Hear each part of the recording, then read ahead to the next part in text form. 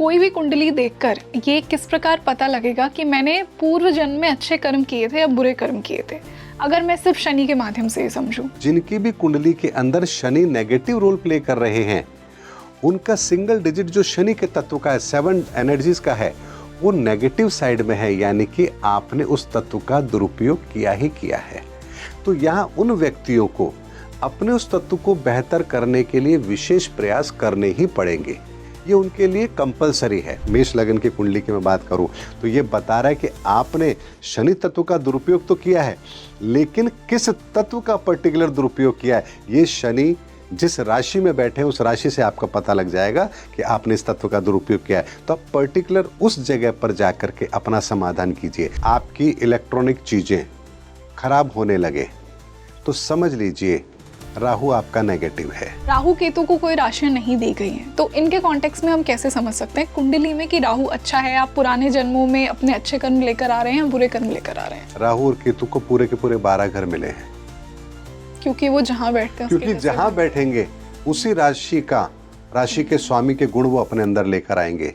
यानी वो आपको ये बता रहे हैं कि आपका कौन सा तत्व सबसे ज्यादा खराब है या कौन सा तत्व सबसे ज्यादा बेहतर है। जैसे मंगल और राहु दोनों अगर साथ किसी राशि में बैठे तो हम कहते हैं अंगारक योग हो गया। यस।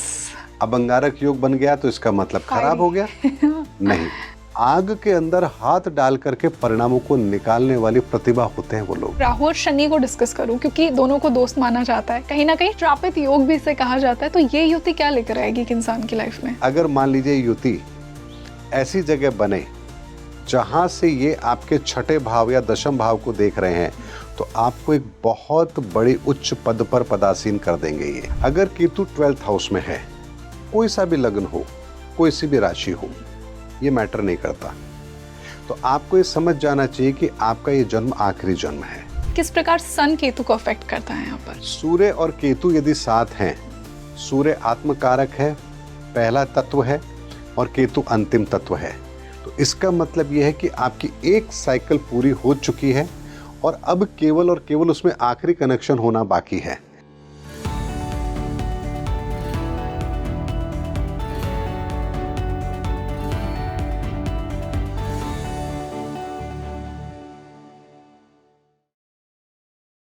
नमस्ते everyone, a very warm welcome on the show and this is your host rangoli Sharma.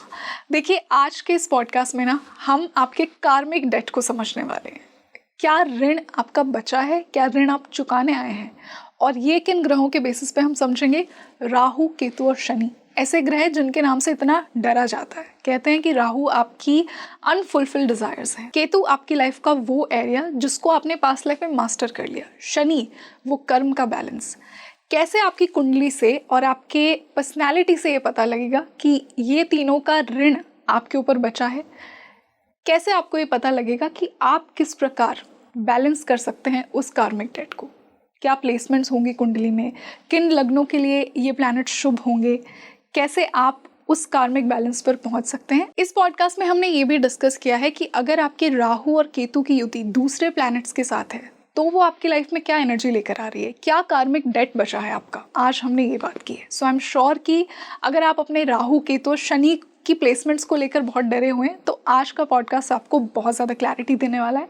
I am personally very excited for this particular podcast. तो ये पॉडकास्ट शुरू करने से पहले आप मुझे बताइए कि आपके राहु, केतु और शनि कौन से हाउसेस में प्लेस्ड हैं, किस प्लैनेट के साथ बैठे हैं, कितनी डिग्री पर बैठे हैं। और आई एम श्योर कि bye the end of this podcast आपको अपने चार्ट के बारे में, अपनी लाइफ के बारे में, अपने पास्ट लाइफ कर्म के बारे में बहुत कुछ पता लगने वाला है। तो इसे बिल्कुल भी मिस मत कीजिए और इसे जेन्युइन एस्ट्रोलॉजी सीकर्स के साथ, जो कि सच में ज्योतिष की डेप्थ तक जाना चाहते हैं, उनके साथ इसे ज़रूर शेयर कीजिए।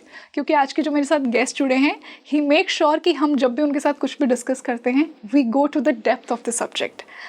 आप सभी के फेवरेट, मेरे भी favourite, I would like to welcome once again सनातन ऋषि and renowned astrologer Manoj Kumar Gupta sir. Manoj sir, welcome back on the show. Thank you, आपका भी, आपके दर्शकों का भी।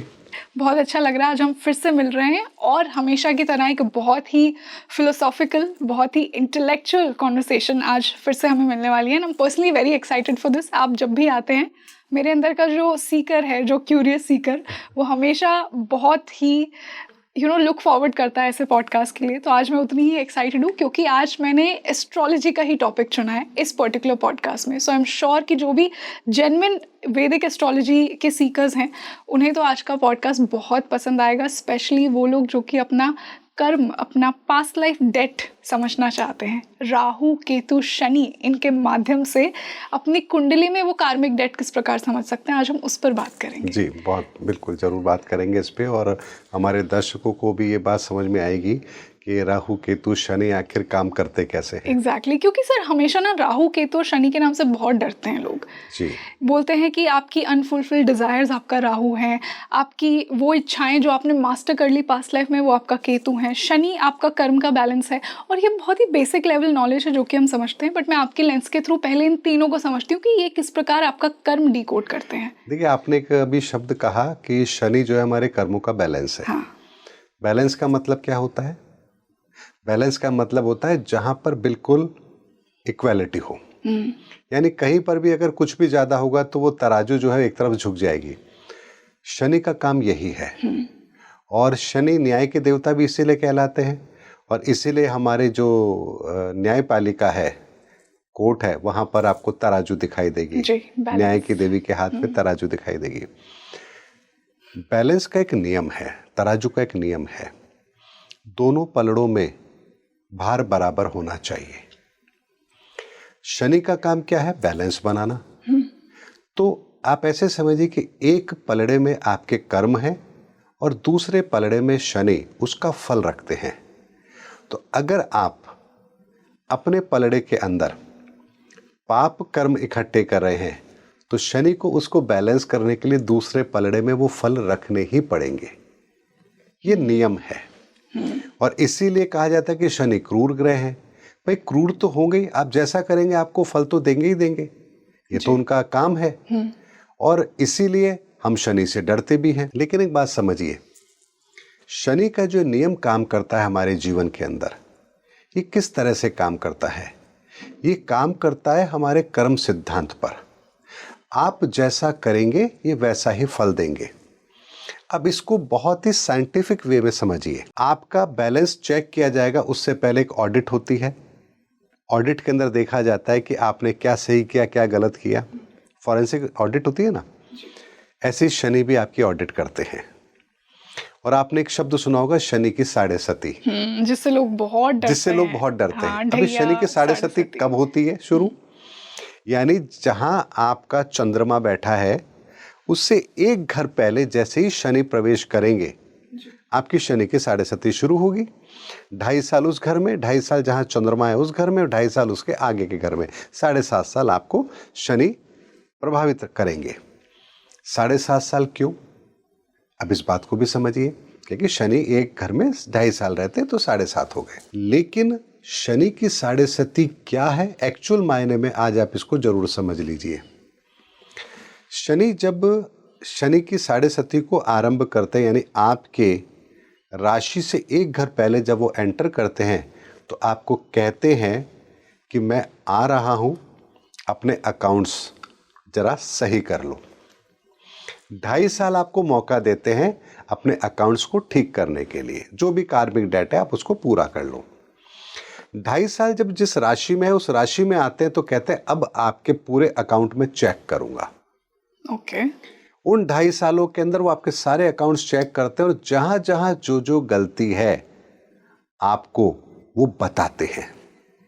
उसके बाद अगले 2.5 साल जब वो अगली राशि में जाते हैं, आपके चंद्रमा जिस घर में बैठा उससे अगली राशि में जब जाते हैं, तो कहते हैं कि अब तुमने जो गलतियां की है वो मैंने तुम्हें बता दिया है जी। अब इसको सुधार लो, इन चीजों को ठीक कर लो, मैं वापस आऊंगा और चेक करूंगा। अब वो 27.5 साल बाद दोबारा से जब वो शनि की साढ़े सती शुरू होगी, तब वो आकर के चेक करते हैं कि आपने उन कर्मों को ठीक किया या नहीं किया। पर सर यहाँ से, I am sorry I am interrupting you, but एक बहुत इंपॉर्टेंट क्वेश्चन, कि कोई पैदा ही साढ़े सती में हुआ है जब उसके कर्म पर उसका कोई कंट्रोल नहीं था? तो यहाँ पर आप अगर शनि के साढ़े सती में पैदा हो रहे हैं, यानी कि आपको टाइम वही मिला है, तो आपके पास्ट कर्मा भी तो यहाँ पर इन्वॉल्व है। वो तो हम सबके होते हैं, जिसने भी सबके जन्म लिया होंगे, है वो तो लेकिन पास्ट लाइफ हाँ, कर्मा की लेकिन वजह से। ऑडिट आपको उसी समय क्यों करवानी पड़ रही है? मान लीजिए कोई व्यक्ति कोई कंपनी बनाता है और 15 मार्च को इस्टेब्लिश करता है, तो क्या उसको आईटीआर फाइल करने के लिए छूट दे दे? उसको 31 को चाहे अपने 15 दिन की आईटीआर फाइल करनी तो पड़ेगी। जी। ये नियम सबके लिए है। इसी तरह से शनि की साढ़े सती का मतलब ये नहीं है कि केवल वो उस राशि के व्यक्ति से मतलब नहीं है, उस राशि के जितने भी व्यक्ति इस धरती पर हैं सबके कर्मों की ऑडिट होती है। अब आप अगर मान लीजिए उस समय पर इस धरा पर आए हैं जब शनि की साढ़े सती चल रही है, तो इसका मतलब है कि आप उस समय पर इस धरा पर आए हैं जिस समय पर शनि के द्वारा इस पूरे ब्रह्मांड की ऑडिट चल रही है। ओके। तो शनि इसी तरह से ऑडिट करते हैं। अब इस बात को प्रैक्टिकल अप्रोच में समझिए। जब भी शनि मकर राशि में आते हैं, वो खुद की राशि है, उनकी खुद की राशि है, तो ब्रह्मांड के लिए भी एक ऑडिट का समय वो निश्चित करते हैं। और 5 साल जब वो अपनी ही राशि में रहते हैं, मकर में और कुंभ में, तब वो यहाँ इस पूरे संसार के लिए भी कुछ नियम तय करते हैं। और सबसे ज़्यादा परिवर्तन अगर इस धरती पर होता है तो उन 5 सालों में होता है जब शनि मकर और कुंभ राशि में होते हैं। और वो परिवर्तन लगभग 30 साल तक इस धरती पर चलते हैं। और 30 साल के बाद जब शनि दोबारा आते हैं तब फिर नए परिवर्तन इस धरती पर लागू करवाते हैं। यानी कि जब भी शनि मकर राशि में या कुंभ राशि के अंदर 5 साल रहेंगे, उस समय पर इस धरती पर बहुत सारे ऐसे परिवर्तन होते हैं जो बहुत ही बड़े होते हैं। इस समय को ऐसे देख लीजिए, हर 30 साल के बाद में अगर आप टेन्योर निकालेंगे तो आपको इस धरती पर बड़े बड़े परिवर्तन नजर आएंगे, इन्वेंशंस नजर आएगी, क्योंकि शनि न्याय के देवता के साथ साथ इन्वेंशन के लिए भी जाने जाते हैं, जी। न्याय स्थापना के लिए भी जाने जाते हैं, परिवर्तन के लिए भी जाने जाते हैं। तो आप 90s का दशक देख लीजिए, 1990 का दशक, उसके बाद में 30 साल बाद 2020 का दशक, अब 2050। आप हर 30 साल के टेन्योर को देख लीजिए, आपको हर 30 साल के अंदर कुछ इतना बड़ा परिवर्तन इस धरती के लिए नजर आएगा जो पहले कभी नहीं हुआ। और ये साइकिल शनि इस ब्रह्मांड के लिए, इस धरती के लिए भी एप्लीकेबल करते हैं। तो शनि का काम केवल इतना सा नहीं है कि आपके कर्मों की ऑडिट करनी है, उन्होंने इस ब्रह्मांड के लेवल पर भी काम करना होता है। और इसीलिए शनि को न्याय का देवता कहा जाता है। और सबसे बड़ी बात, एक मिथ यहाँ पर और है लोगों के दिमाग में, शनि और सूर्य की तो नहीं बनती है। हाँ, दोनों दुश्मन है। जबकि वास्तविकता ये है कि शनि जो है वो सूर्य की परछाई है, और सूर्य की परछाई है, इसलिए एक दूसरे के पूरक हैं। पूरक का मतलब होता है आपके बिल्कुल अगेंस्ट जो है, आपकी विपरीत जो है। विपरीत का मतलब यहाँ अगेंस्ट नहीं होता है, हमारी छाया हमारी विपरीत ही होती है। हाँ, मतलब हमारा मिरर है एक तरह से। लेकिन हमारा मिरर है वो। Yes. इसी तरह से सूर्य की परछाई है शनि, और शनि न्याय के लिए इसलिए जाने जाते हैं क्योंकि इस प्रकृति का बैलेंस शनि के हाथों में है, और शनि ही इस प्रकृति को बैलेंस करते हैं। और इसीलिए 7th नंबर की जो एनर्जी है और 7th डायमेंशन है वो शनि से रिलेट किया जाता है। जी सर, यहाँ पे एक बहुत इंपॉर्टेंट सवाल मैं पूछना चाहूँगी। आपने कहा कि शनि हो तो कलेक्टिवली कॉस्मिक ऑर्डर को मेंटेन कर रहे हैं। अब जो सोल्स जब शनि कुंभ में या मकर में थे और जो सोल्स उस समय में आई, तो कहीं ना कहीं वो तो शनि की ब्लेसिंग्स हैं दुनिया के लिए। मतलब जिनकी भी कुंडली में शनि उनके जन्म के समय एक्वेरियस या कैप्रिकॉर्न में था। नहीं, ऐसा नहीं है। मैं आपको एक बात बताता हूँ, 24 घंटे में हमारे 12 के 12 लग्न बन जाते हैं। यानी आज अगर मैं ये बात करूं कि सुबह सूर्योदय के समय से लेकर अगले दिन के सूर्योदय तक 12 लग्न बन चुके होंगे। यानी इस धरती पर इस 24 घंटे के अंदर भी 12 तरह के कर्मों के विधान लेकर के लोग पैदा होंगे जी। और हर कुंडली के अंदर शनि की परिभाषा अलग होगी, शनि का रोल अलग होगा, परिणाम देने की परिस्थितियां अलग होंगी। जैसे मेष लग्न के अंदर, कर्क लग्न के अंदर, सिंह लग्न के अंदर, वृश्चिक लग्न के अंदर, धनु लग्न के अंदर और मीन लग्न के अंदर शनि जो रोल प्ले करते हैं वो दंड नायक का रोल प्ले करते हैं। यानी इस लग्न में जो लोग पैदा हो रहे हैं वो लोग हैं जिन्हें शनि दंडित करेंगे, क्योंकि उनकी स्पेशल ऑडिट इस समय पर हो रही है। और अगर ऐसे जातक अपने कर्म बिल्कुल सही रखते हैं तो शनि कभी भी उन्हें दंडित नहीं करेंगे।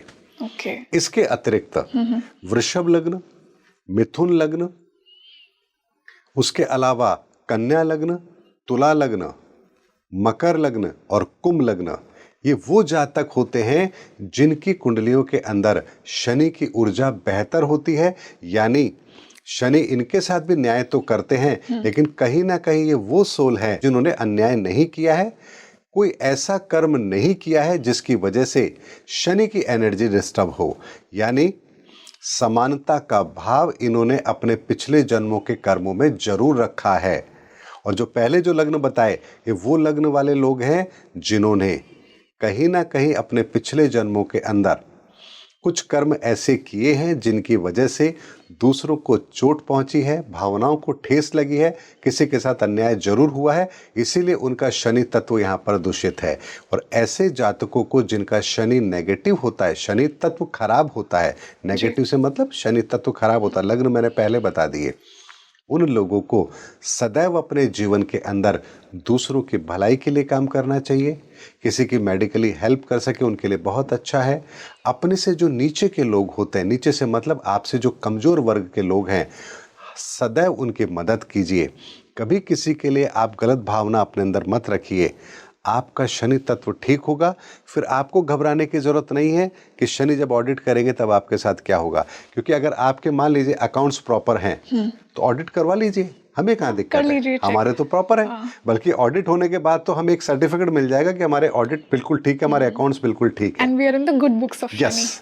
उसी तरीके से शनि के 7.5 को लेना चाहिए। शनि न्याय के देवता हैं, और न्याय के देवता इसीलिए हैं क्योंकि वो कर्मों का बैलेंस करते हैं। सर, यहाँ से एक चीज़ मैं पूछना चाहूँगी, कोई भी कुंडली देखकर ये किस प्रकार पता लगेगा कि मैंने पूर्व जन्म में अच्छे कर्म किए थे या बुरे कर्म किए थे, अगर मैं सिर्फ शनि के माध्यम से समझूं? अगर शनि आपकी कुंडली में मारक है, जो लग्न मैंने आपको बताए, पूर्व में बताए, मैं फिर रिपीट कर देता हूं, मेष लग्न, कर्क लग्न, सिंह लग्न, वृश्चिक लग्न, धनु लग्न और मीन लग्न, इन लग्न के व्यक्तियों के कुंडली के अंदर शनि कभी भी अच्छे रिजल्ट नहीं देंगे, चाहे वो उच्च के हो, चाहे नीच अवस्था में हो, चाहे कितने अच्छे क्यों ना हो, कभी भी उनको अच्छे रिजल्ट नहीं देंगे। यानी उनके कार्मिक डेट ऐसे हैं जहां उन्होंने किसी न किसी का अपमान किया है। सर, बट ये बात निश्चित है ना कि इन लग्न के तो इतने लोग हैं दुनिया में, क्या उन सब ने यही किया? जी बिल्कुल। देखिए, ये सिद्धांत कैसे काम करता है, बड़ा इंटरेस्टिंग, इसका आंसर मैं आपको देता हूं। 1 to 9 सिंगल डिजिट होते हैं, यस, लेकिन एक मेथड काम करता है कि किसी भी फिगर को आप सिंगल डिजिट में कन्वर्ट कीजिए। हो सकता है, पॉसिबल है, हो सकता है। आपके पास कितना ही बड़ा फिगर हो, आप उसका सिंगल डिजिट निकाल सकते हैं जी, निकाल सकते हैं। वो सिंगल डिजिट क्या रिप्रेजेंट करता है? वो सिंगल डिजिट ये बताता है कि इस पूरे सीक्वेंस का जो अभी आपके पास फिगर है, इसका सिंगल डिजिट यदि 1 है तो 1 की एनर्जी का मेल सोर्स है, 2 है तो 2 की एनर्जी का मेन सोर्स है, 3 है तो 3 की एनर्जी का मेन सोर्स है। सिंगल डिजिट का मतलब ये होता है। इसी तरीके से आप जो भी कर्म करते हैं अपने जीवन के अंदर, उससे उस तत्व का नेट बैलेंस क्या है, ये आपको पता लगता है आपकी कुंडली के अंदर उस ग्रह की अवस्था से। जी। तो जिनकी भी कुंडली के अंदर शनि नेगेटिव रोल प्ले कर रहे हैं, उनका सिंगल डिजिट जो शनि के तत्व का है, 7 एनर्जीज का है, वो नेगेटिव साइड में है, यानी कि आपने उस तत्व का दुरुपयोग किया ही किया है। तो यहां उन व्यक्तियों को अपने उस तत्व को बेहतर करने के लिए विशेष प्रयास करने ही पड़ेंगे, ये उनके लिए कंपलसरी है। ओके। इसको ऐसे समझिए, जैसे एक बच्चा किसी क्लास में पास होकर के अगली क्लास में प्रमोट हुआ, तो उसकी मार्कशीट आप देखते हैं, मार्कशीट देखते हैं तो किसी में उसको 100 मार्क्स मिले हुए हैं, किसी में 90 मिले हैं, किसी में उसको 40 मिले हैं। अब 36 से ऊपर जो भी मार्क्स है सब में वो पास है, लेकिन आपको ये तो पता है कि इसके 36 मार्क्स से ऊपर है, 40 मार्क्स हैं, तो इसका मतलब है कि इस सब्जेक्ट में इसकी पकड़ कितनी है। तो इसको सबसे ज्यादा मेहनत किस सब्जेक्ट पर करनी है, इसी सब्जेक्ट पर करनी है। और जो इसके मार्क्स 100 है या 90 है, वहां ये अच्छा कर रहा है। ऐसी कुंडली बताती है कि आपकी कुंडली के अंदर कौन से ग्रह किस अवस्था में है और किस कुंडली के अंदर किस ऊर्जा की अवस्था आपकी सदैव गड़बड़ ही रही है, तब जाकर के आप उस लग्न के अंदर जन्म ले रहे हैं। क्योंकि अगर हम सर्वगुण संपन्न होते तो हम इस धरती पर आते ही क्यों? कोई भी कुंडली परफेक्ट नहीं कोई भी कुंडली परफेक्ट नहीं हो सकती।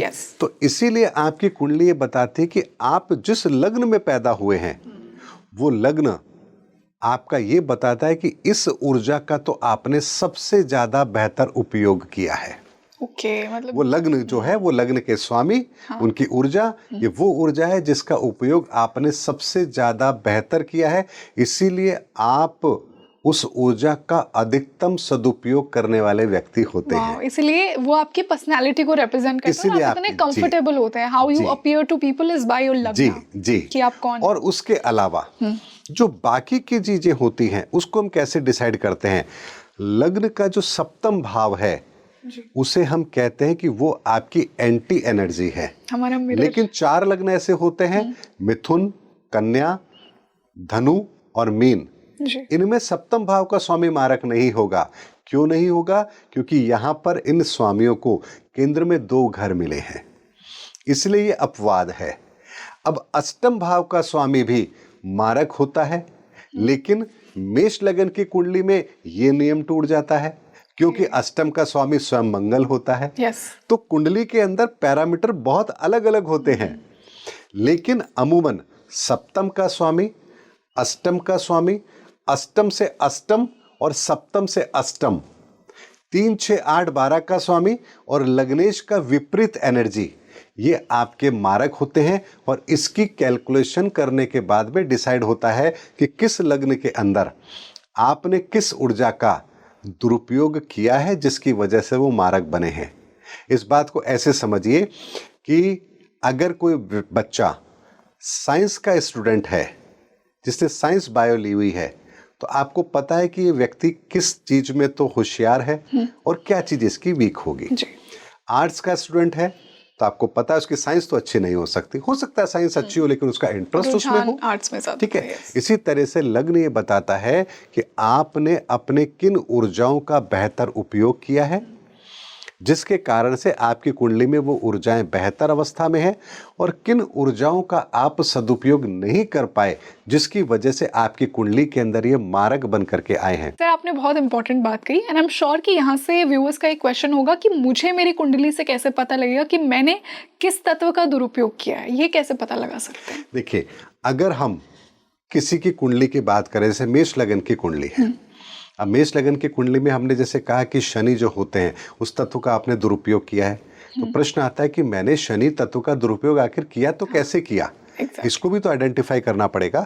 तो यहाँ यदि शनि आपके मेष राशि के अंदर है या वृश्चिक राशि के अंदर है, तो आपने मंगल तत्व का दुरुपयोग किया, यानी किसी को आपने अपने बाहुबल से प्रताड़ित किया है जिसकी वजह से आपका शनि तत्व खराब हुआ है। अगर चंद्रमा की राशि के अंदर शनि बैठा है तो आपने किसी के हृदय को ठेस पहुंचाई है। अगर वो बुध तत्व के यानी बुध की राशि में शनि है और फिर अगर मारक बन रहे हैं मेष लगन की कुंडली में, तो आपने अपनी बुद्धि के द्वारा, छल कपट के द्वारा किसी को प्रताड़ित करने की कोशिश की है, किसी को नुकसान पहुंचाया है।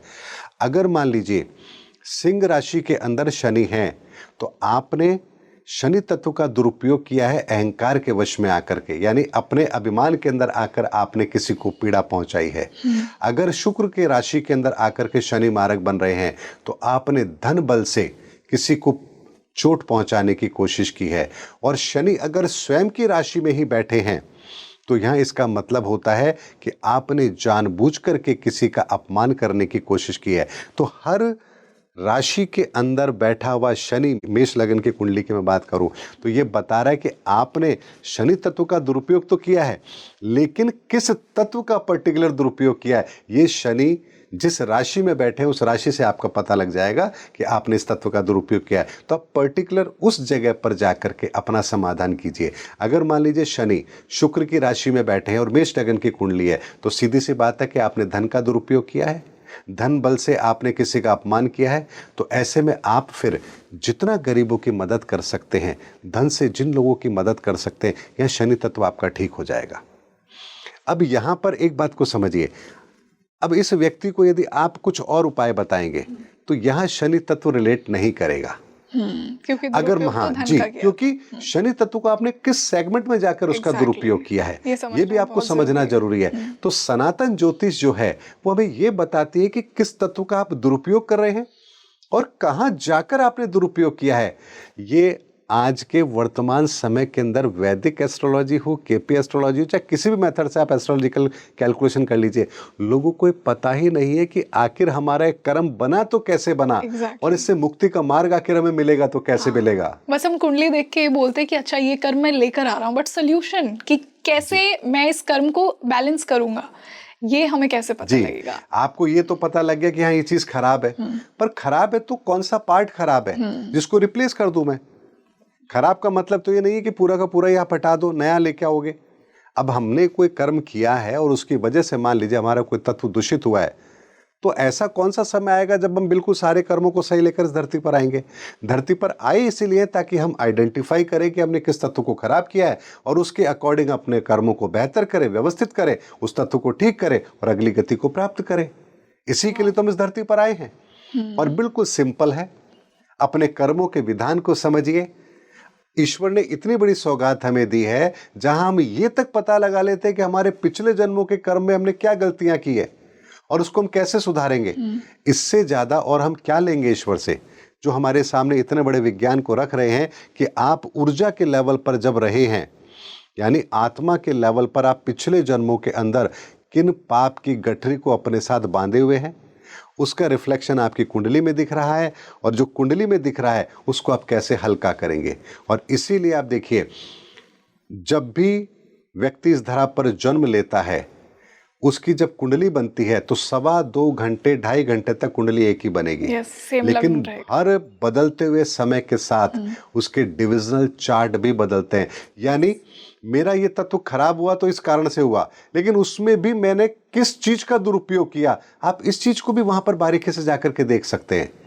यानी अगर मान लीजिए किसी को बहुत ज्यादा शारीरिक पीड़ा है और मेष लगन की कुंडली है, तो नेचुरल सी बात है शनि तत्व खराब है।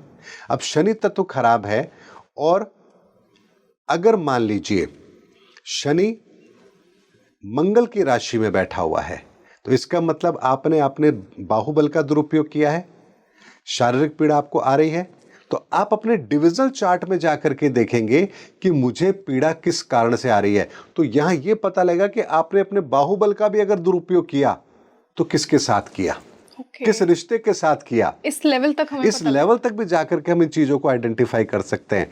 तो सनातन ज्योतिष जो है वो आपको ऊर्जाओं के पूरे संसार को डिकोड करने की ताकत देती है। और इस समय पर इस सनातन ज्योतिष को कोई नहीं जान पा रहा है। हम आज भी केवल कैलकुलेशन कंप्यूटर से हो जाती है और हम प्रेडिक्शन देना शुरू कर देते हैं। हम ये समझ ही नहीं पाते कि किस कुंडली के अंदर कौन सा तत्व अगर खराब हुआ तो किस कारण से हुआ, हमारे कार्मिक डेट बने तो कैसे बने, इसको हमें सॉल्व करना है तो कैसे करना है, और इसको सॉल्व करने के लिए हमें कौन सा साधन चाहिए, कौन सा मार्ग चाहिए। जरूरी नहीं है कि मंत्र के द्वारा ही आपको समाधान मिलेगा, आपको दान के द्वारा मिल सकता है, कर्म को सुधार कर मिल सकता है, किसी की मदद करके मिल सकता है। बहुत सारे तरीके हैं। सबसे पहले तो ये पहचाने कि एग्जैक्टली आपकी गलती हुई कहाँ पर है और फिर उसको ठीक कर लीजिए, आपको समाधान जरूर मिलेगा।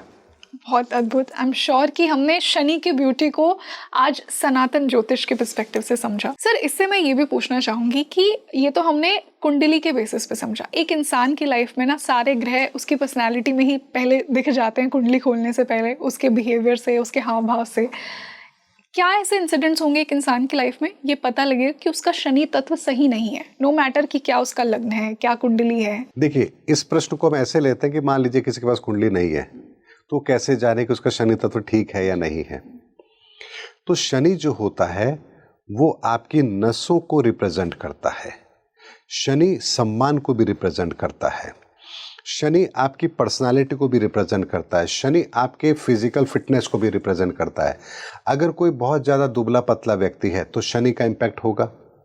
अगर उसका रंग जो है वो डार्क है, शनि उसके रोल जरूर प्ले कर रहे हैं। अगर कहीं से बहुत ज़्यादा उसको अपमान मिल रहा है, शनि यहाँ पर रोल प्ले जरूर करेंगे। तो अगर किसी को बहुत ज़्यादा मान सम्मान प्रतिष्ठा मिल रही है तो उसका शनि तत्व अच्छा जरूर होगा। और अगर किसी के साथ बहुत ज़्यादा ऐसा व्यवहार हो रहा है कि समाज में उसकी कोई इज्जत नहीं है, कोई सम्मान नहीं कर रहा है, तो यहाँ शनि तत्व उसका खराब जरूर होगा। तो हमारे जिंदगी के अंदर आसपास के ऐसे बहुत सारे इंसिडेंट हैं जिसके द्वारा हम ये पता कर सकते हैं कि हमारा कौन सा तत्व खराब है। जैसे मंगल तत्व अगर खराब है तो आपको शारीरिक पीड़ा मिलेगी ही मिलेगी, आपके अपने बड़े भाई से झगड़े होंगे ही होंगे। अगर नसों से संबंधित बीमारी आई है तो 100% वो शनि से संबंधित आई है, इसमें कहीं कोई संदेह नहीं है। तो रिजल्ट से भी हमें ये पता लगता है कि हमारा कौन सा तत्व खराब है, क्योंकि शरीर के अंगों की रचना भी अगर हुई है तो उसमें भी एनर्जी का रोल है, बिल्कुल, उसमें भी ग्रहों की एनर्जी अपना रोल प्ले कर रही है। इस विज्ञान को अगर हम समझ जाएंगे तो हम ये पता लगा सकते हैं कुंडली देख करके कि हाँ, इस व्यक्ति के कुंडली के अंदर अगर ये ग्रह अष्टम से संबंध बना रहा है, छठे से बना रहा है, 12वें भाव से बना रहा है, तो उस व्यक्ति को क्या रोग होने की संभावना बनेगी। अगर बुध से संबंध बनेगा जी, तो उसको हार्ट फेल नहीं हो सकता, लेकिन स्किन डिसीज जरूर हो जाएगी। अगर मंगल से कोई रोल प्ले हो रहा है तो उसकी दुर्घटना होने की संभावना बनेगी। अगर शनि से संबंधित अगर उस तरह का कॉम्बिनेशन बन रहा है, उसको नसों से संबंधित दिक्कत जरूर आएगी।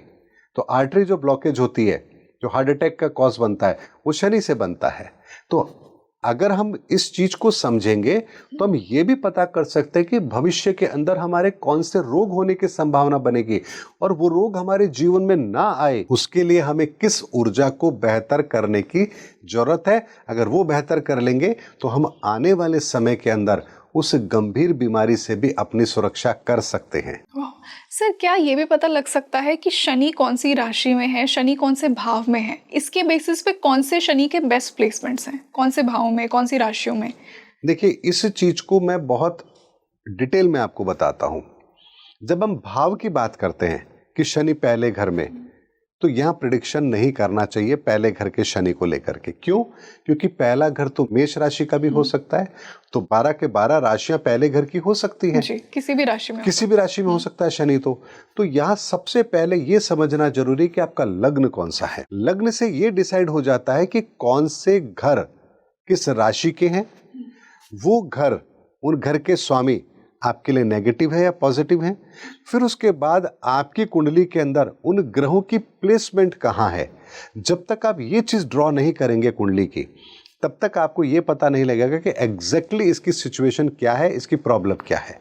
इसको ऐसे समझिए कि किसी को बुखार हो रहा है तो आप उसको सिंपल पैरास्टामोल तो दे सकते हैं, लेकिन अगर मान लीजिए बुखार बार बार हो रहा है तो आप क्या करेंगे? तो आपको कॉज ढूंढना पड़ेगा कि आखिर इसको बुखार हो रहा है तो क्यों हो रहा है, इसके पीछे का कारण क्या है। किसी को खांसी हुई, किस वजह से है? कफ की वजह से है, कफ एंड कोल्ड की वजह से है, या इसको टीबी की बीमारी है। अगर टीबी की बीमारी है और आप उसको सिंपल कफ सिरप दे रहे हैं तो क्या वो ठीक होगा? तो यहां आपको बीमारी की जड़ पकड़ना जरूरी है। इसीलिए सबसे पहले लग्न डिसाइड होता है, उसके बाद मारक और कारक डिसाइड होते हैं, उसके बाद फिर उन मारक कारक की प्लेसमेंट डिसाइड होती है। इन 3 फ्रेमवर्क को अगर आपने कर लिया तो फिर आप कुंडली के प्रेडिक्शन इतनी बेहतर तरीके से कर पाएंगे, जहां आप व्यक्ति को उसकी प्रॉब्लम का कारण, प्रॉब्लम कौन सी चल रही है, कब से चल रही है, कितने टाइम तक रहेगी, उससे बाहर निकलने का रास्ता भी उसे मिलेगा या नहीं मिलेगा, या उसे भोगना ही पड़ेगा, हर चीज आप उसको बेहतर तरीके से बता सकते हैं। और सनातन ज्योतिष इसी का नाम है। तो सर, इसे एग्जैक्टली समझा कैसे जाए? जैसे आपने कहा कि पहले आप लग्न देखिए, फिर आप कारक और मारक ग्रह देखिए, फिर शनि की प्लेसमेंट देखिए। इसे मैं बेटर तरीके से कैसे समझूं ऑडियंस के लिए? देखिए, 2 चीज है। एक है जो एस्ट्रोलॉजी को सीखना चाहता है, समझना चाहता है, तो उनके लिए तो मैंने बात बता दी। दूसरा है कि जिन्हें एस्ट्रोलॉजी से कोई मतलब नहीं लेकिन जिन्हें रिजल्ट से मतलब है, तो उसके लिए मैंने आपको बताया ना कि जो जीवन में आपके परेशानी आ रही है वो परेशानी किसी न किसी तत्व के कारण से है। उसका तत्व क्या है ये मैंने आपको बताया। मैं फिर दर्शकों के लिए बहुत आसान भाषा में बता देता हूं। अगर कॉन्फिडेंस की कमी है तो सूर्य तत्व खराब है, मन से संबंधित पीड़ा है तो चंद्र तत्व खराब है, अगर शारीरिक पीड़ा है तो मंगल तत्व खराब है, अगर बुद्धि की विकृति है तो बुध तत्व खराब है। अगर धर्म कर्म में रुचि नहीं है तो आपका बृहस्पति तत्व खराब है। पैसों का अभाव है, गरीबी है, तो आपका शुक्र तत्व खराब है। और कहीं भी मान सम्मान नहीं है तो आपका शनि तत्व खराब है। तो आप अपने जीवन में आ रही परेशानी को देखिए, समाधान मैंने आपको बता दिया। उस तत्व से संबंधित जितने भी समाधान है वो कर लीजिए, आपको रिजल्ट जरूर मिलेगा। जैसे मान लीजिए किसी को आत्मसम्मान की कमी है, कॉन्फिडेंस वीक है, आप ईश्वर की आराधना कीजिए, मेडिटेशन कीजिए, अपने पिता का सम्मान कीजिए, आपका पहला तत्व ठीक हो जाएगा। आपका मन तत्व खराब है, चंद्र तत्व खराब है, सेकंड एलिमेंट आपका खराब है, तो आप क्या करें? माता का आदर कीजिए, जल तत्व अपना ठीक रखें, वाटर इनटेक आप प्रॉपर लीजिए और कोशिश कीजिए कि मन के अंदर गलत विचार ना आए और चंद्रमा से संबंधित समाधान कीजिए, आपका मन तत्व ठीक हो जाएगा। इसी तरीके से हमारे प्रत्येक तत्व को ठीक करने के लिए अगर हम उससे संबंधित जो ऊर्जाएं हैं, जो ग्रह हैं, उनका यदि समाधान कर लेंगे तो हमें समाधान जरूर मिल जाएगा। So sir, now that we so beautifully understood Shani, कि हमने शनि को समझा कि शनि किस प्रकार आपका कर्म डिसाइड करते हैं और आपको बैलेंस उस कर्म का किस प्रकार देंगे। अब मैं राहु और केतु पर आना चाहूँगी। दो ऐसे प्लैनेट्स, छाया ग्रह, जिनके नाम से लोग इतना डरते हैं और कहते हैं कि राहु तो आपकी अनफुलफिल्ड डिज़ायर्स हैं, वो डिज़ायर्स जिनको आप पूरा करने इस जन्म में आए हैं। लेकिन सर मैं मानती हूँ यूँ तो हर प्लैनेट ही अनफुलफिल्ड डिज़ायर शो कर रहा है ना एक तरह से, पर राहु को फिर इतना फोकस क्यों किया जाता है? और आई थिंक राहु बहुत मिसअंडरस्टूड प्लैनेट भी है अपने आप में। तो मैं आपके थ्रू पहले राहु किस प्रकार आपका कर्म बताएगा ये समझना चाहूंगी। सबसे पहले रंगोली जी इस बात को समझिए कि राहु को हमारे ग्रहों में शामिल क्यों किया गया। वो तो शैडो प्लैनेट है, एग्जिस्ट तो करते नहीं है। आप ऐसे समझिए कि अगर मान लीजिए आपके पास में 7 तरह की चीजें हैं और उनसे आप कुछ बनाना चाहते हैं, तो बनाएंगे तो फिर रखेंगे किसमें? आपको एक जगह तो और चाहिए ना जिसमें बना करके आप रखेंगे। तो जो 7 ऊर्जाओं का हमारा पूरा संसार है, जिसे हम सनातन कहते हैं, इसमें जब हम आकर के कोई कर्म करेंगे, कर्म की क्रिएशन करेंगे, तो उसे आप स्टोर कहाँ करेंगे? उसे कहीं ना कहीं तो आपको स्टोर करना होगा। तो राहु वो सेगमेंट है, राहु वो आयाम है जहां ये कर्म संचित होते हैं। और जहां ये संचित होते हैं वहीं पर आपको इन कर्मों को रखने का सिद्धांत, कर्म कैसे बने, कौन से बने, ये आपको समझना है। तो राहु की प्लेसमेंट से आप समझ लीजिए। लेकिन यहां पर एक बात समझिए कि राहु को फिर हमने सांप के फन के रूप में क्यों देखा। और आपने एक बात सुनी होगी कि धरती शेषनाग के फन पर टिकी है। yes. तो इस धरती पर आकर के तो हम कर्म करते हैं, इस धरती पर आकर के तो हमारे कर्म बंधन बनते हैं। तो आप बताइए धरती का मूल सिद्धांत फिर क्या है? कर्म। और कर्म का संचय कहाँ होगा? राहु के सेगमेंट में। तो धरती फिर टिकी किस पे है? राहु पर। राहु पर, शेषनाग पर। अब एक बात और समझते हैं। जब हम बात करते हैं कि राहु के द्वारा जो कुछ हमने बनाया वो संचित हो गया, तो फिर इसको सॉल्व भी तो करना है, इस एनर्जी को प्योरिटी के अंदर वापस से कन्वर्ट भी होना है। तो फिर हमें मुक्ति का मार्ग भी चाहिए। मैं कुछ बन गया तो उसको कंज्यूम भी तो करना है। अगर खाना बना लिया, खाना खाएंगे तभी तो एनर्जी के अंदर कन्वर्ट होगा वो। इसी तरह से हमने 7 ऊर्जाओं का यूज किया, उसके अंदर कुछ क्रिएशन कर दी। अब उस क्रिएशन से हमें रिजल्ट भी तो चाहिए, उसको हमको प्योर भी तो करना है, फिल्टर भी तो करना है। तो फिर जो हमारा नवा आयाम लागू होता है वो होता है केतु का। केतु यह हमारी सारी एनर्जी को वापस से प्योर करके दोबारा से अगले सेगमेंट के लिए तैयार कर देता है। इसीलिए केतु को मुक्ति का दाता कहा जाता है। और इसीलिए दोनों शैडो प्लैनेट हमारे इन 7 ग्रहों के साथ शामिल किए गए हैं, क्योंकि 9 का विज्ञान तो लागू होगा ही होगा। 7 ऊर्जाएं, 9 डायमेंशन, ये सनातन का विज्ञान है जो हर जगह लागू होता है। तो जहां पर भी ऊर्जाएं होंगी, ऊर्जाओं की क्रिएशन होगी, लेकिन वो कोई फिजिकल अस्तित्व नहीं लेगी, तो वहां 7 ही काम आएगा। इसीलिए हमारे वीक डेज 7 है, हमारे शरीर के अंदर आज्ञा चक्र 7 ही है। लेकिन इन 7 ऊर्जाओं से अगर कुछ आपने क्रिएट कर दिया तो फिर 9 का सिद्धांत लागू हो जाएगा। तो जब 7 ऊर्जाएं कोई फॉर्मेशन ले रही है शरीर का, तो 9 माह का समय लगा और हमारे 2 और सेगमेंट यहां जुड़ गए और हमें कर्मों का बंधन हमारे साथ जुड़ा और मुक्ति का मार्ग भी हमारे साथ जुड़ा। तो जहां 9 होगा वहां मुक्ति का मार्ग होगा।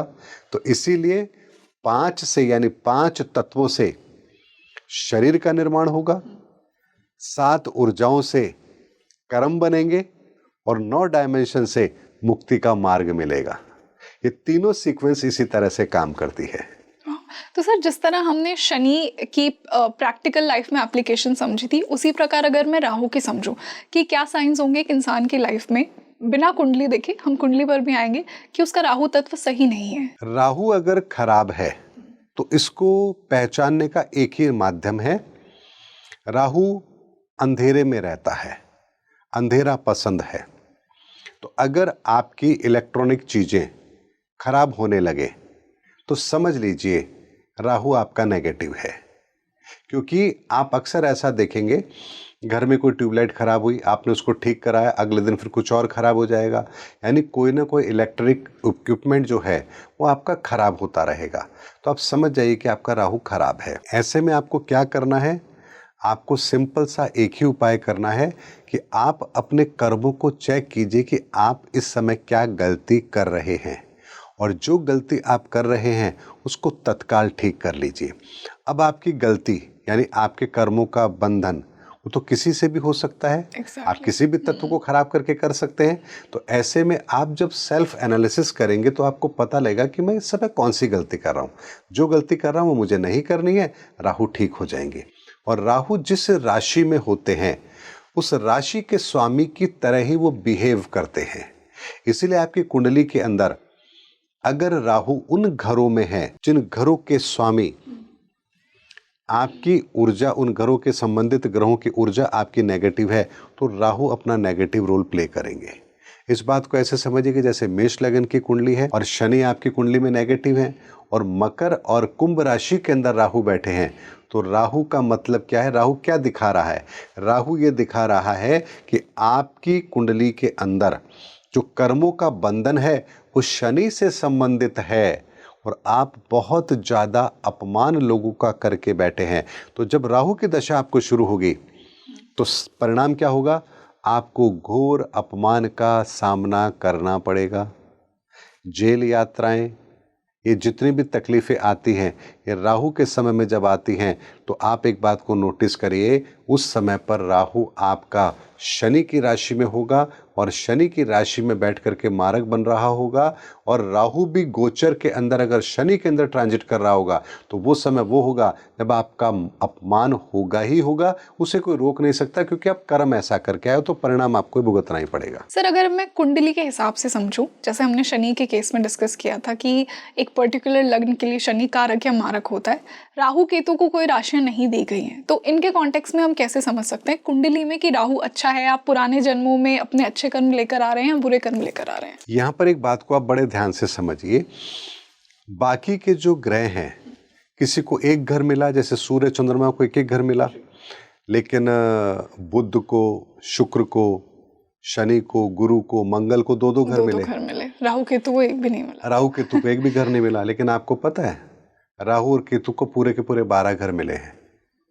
क्योंकि वो जहां बैठते हैं, क्योंकि जहां बैठेंगे उसी राशि के स्वामी के गुण वो अपने अंदर लेकर आएंगे। यानी वो आपको ये बता रहे हैं कि आपका कौन सा तत्व सबसे ज्यादा खराब है या कौन सा तत्व सबसे ज्यादा बेहतर है।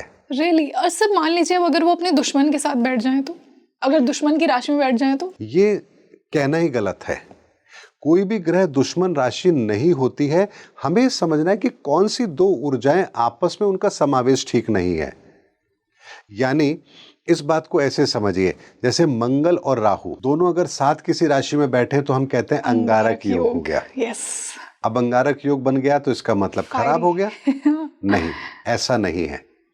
अगर मान लीजिए मेष लगन की कुंडली है और मंगल और राहु दोनों लग्न में ही बैठे हैं, आप ऐसे व्यक्ति से कभी मिलिए, बहुत ही शार्प माइंडेड, इशारों में चीजों को समझने वाले, प्रैक्टिकल अप्रोच वाले, असंभव उनके लिए कुछ भी नहीं, ये अप्रोच उनकी होगी। यानी आग के अंदर हाथ डाल करके परिणामों को निकालने वाली प्रतिभा होते हैं वो लोग। तो आप बताइए, अंगारक योग उनके लिए खराब है या अच्छा है? अच्छा है उनके लिए। अच्छा है। वहीं यदि मान लीजिए वृषभ लगन की कुंडली हो और 12वें भाव के अंदर मंगल और राहु बैठे हुए हैं मेष राशि के अंदर, तो अंगारक योग बना। हाँ। अभी अंगारक योग क्या करेगा? ऐसे व्यक्ति, चूंकि वृषभ राशि के अंदर मंगल की एनर्जी भी आपकी नेगेटिव हो गई है और यहां पर राहु भी आपके नेगेटिव हो गए क्योंकि मंगल की राशि में है, ऐसे व्यक्ति दुस्साहसी होंगे।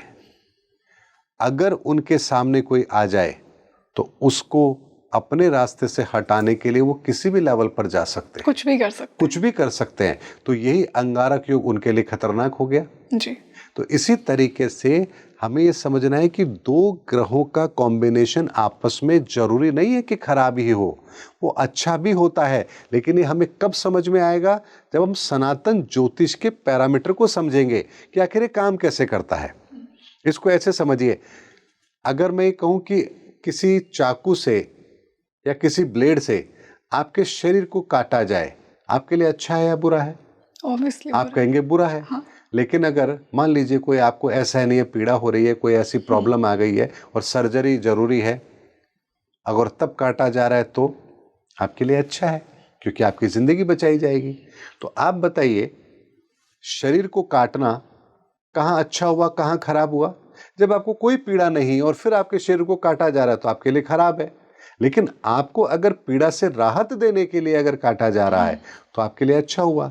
तो कोई भी चीज सही मायने में हर जगह पर अच्छी हो, हर जगह पर खराब हो, ये जरूरी नहीं है।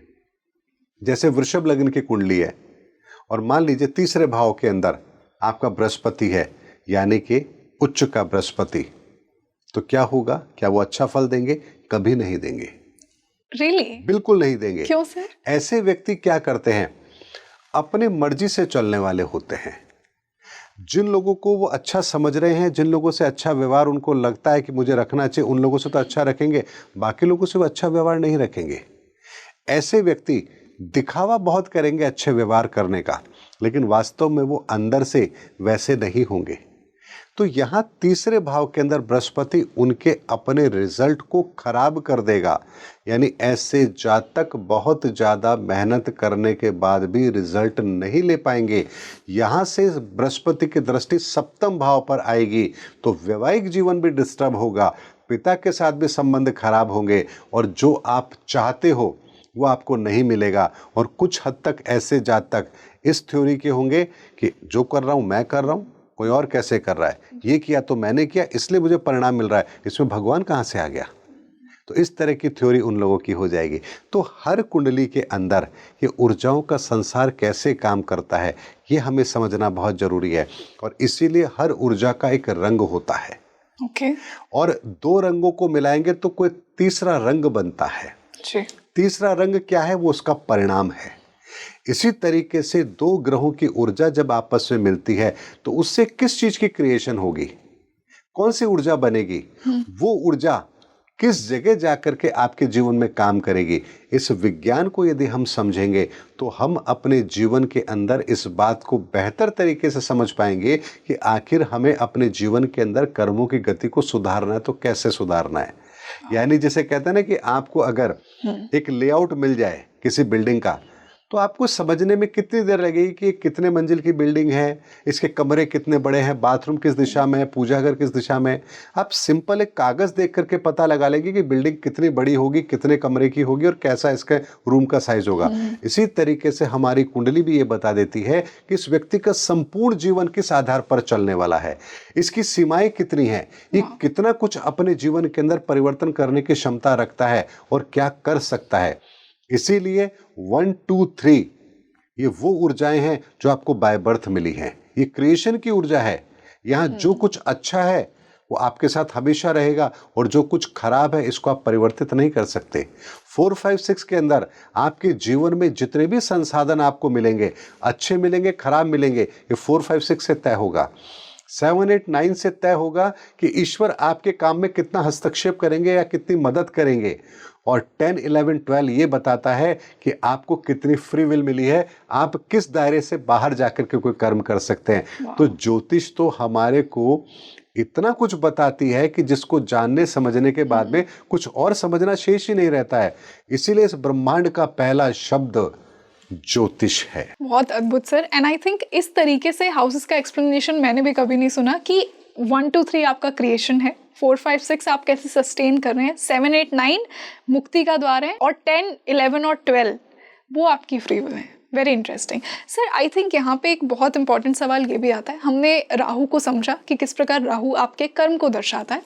राहु की युति में दूसरे प्लैनेट्स के साथ समझना चाहूँगी, क्योंकि लोग, जब आपने जैसा अंगारक योग की बात की, बहुत डर जाते हैं जब राहु को शनि के साथ देख लेंगे, राहु को सूर्य के साथ देख लेंगे, और लोग इसको ना डिफरेंट तरीके से डिकोड करते हैं। तो मैं ये युतियाँ राहु और केतु की दोनों की समझूंगी आपसे। तो मैं राहु से शुरुआत करती हूँ। देखिए, राहु जब युति बनाता है, सूर्य के साथ युति बनाएगा, ग्रहण योग बनाएगा। ग्रहण योग किसी भी मायने में ठीक नहीं होता है, किसी के लिए भी ठीक नहीं होता है, क्योंकि सूर्य इस ब्रह्मांड की पहली ऊर्जा है, वो क्रिएशन की ऊर्जा है, और क्रिएशन की ऊर्जा को ही ग्रहण लग जाना ये अच्छा नहीं है। तो कहीं ना कहीं ऐसे समझिए कि जैसे एक बल्ब को जलने के लिए 220 वोल्ट चाहिए, अगर 180 से नीचे का वोल्ट हो गया तो वो बल्ब जलेगा ही नहीं। इसी तरह से अगर आपकी फर्स्ट एनर्जी जो होती है, क्रिएशन की एनर्जी है, उसी में राहु का ग्रहण लग गया तो ये आपके लिए ठीक नहीं है। इसीलिए ग्रहण योग जो बनता है वो हमारे लिए खराब होता है। इसे आप ऐसे समझ सकते हैं कि ग्रहण योग एक तरीके से शुद्धि भी होता है। एग्जैक्टली करता क्या है ग्रहण योग? मैं आपको एक बात और अच्छी तरह से बताता हूँ। आपने सुना होगा सूर्य ग्रहण और चंद्र ग्रहण।